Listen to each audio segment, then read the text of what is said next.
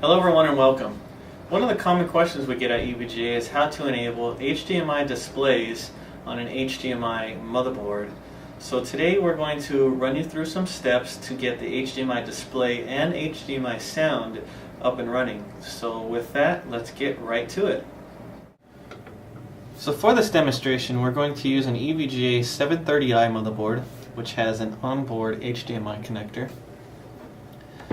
Here is the HDMI cable. One end is going into my TV, the other end I'm going to plug into the motherboard. This cable has the ability to transfer both video and audio through a single cable, so next we're going to show you how to configure it properly. So first we'll show you how to install the HDMI display and get audio working on Windows XP.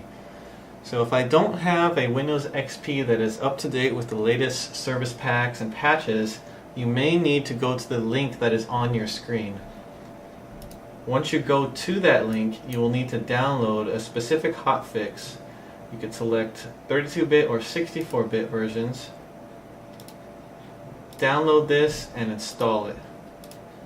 Make sure that this is the first thing that you do before installing any of the audio or chipset drivers.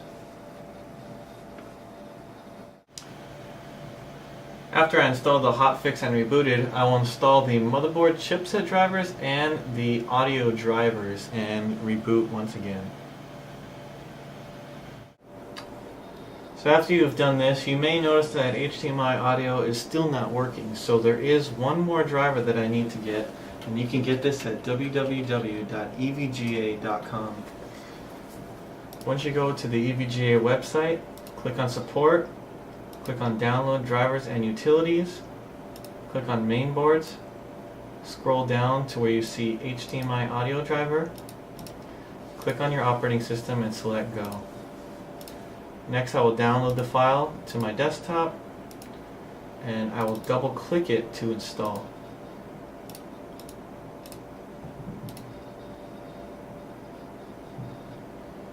This is the last driver that you need in order to get HDMI audio to function. So last but not least, I will need to select HDMI in order to get it to function. So I'm going to do that by clicking on Start, going to Control Panel, double clicking on Sound and Audio Devices, clicking on Audio, and selecting my default device to NVIDIA High Definition Audio. So if I do that, click Apply, go back over to Sounds, I can test it. So now you can see that HDMI audio is functioning through the HDMI cable on the HDMI motherboard. So now we are at the Windows Vista desktop. The first thing I did was plug my monitor into the HDMI output on my motherboard, and I installed the appropriate chipset and audio drivers. After that is done, I want to make sure that it is working properly. So I do have a display, but I do not have sound. So the first thing we want to do is right click on the desktop and go to the NVIDIA control panel. From here we want to select change the signal or HD format, and we want to select the proper resolution for my display. You have the options of 1080i, 720p, 480p, etc. So select one of those and click Apply. However, if your display is not a standard HD TV format, you may need to do it manually. And you can do that right here where it says Change Resolution, and you can select a custom resolution and refresh rate.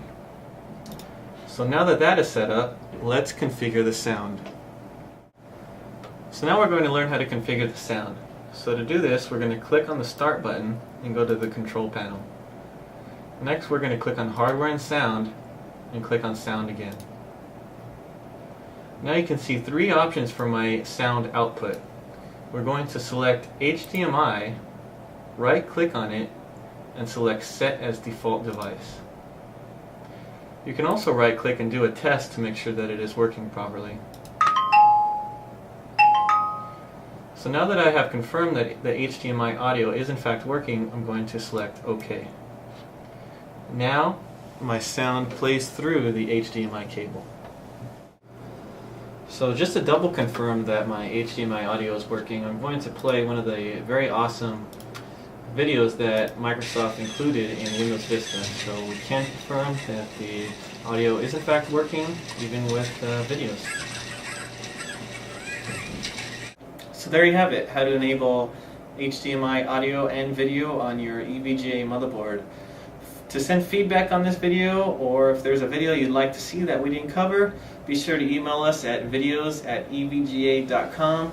You can also join a part of our forums at forums.evga.com. Thanks again, and I will see you next time.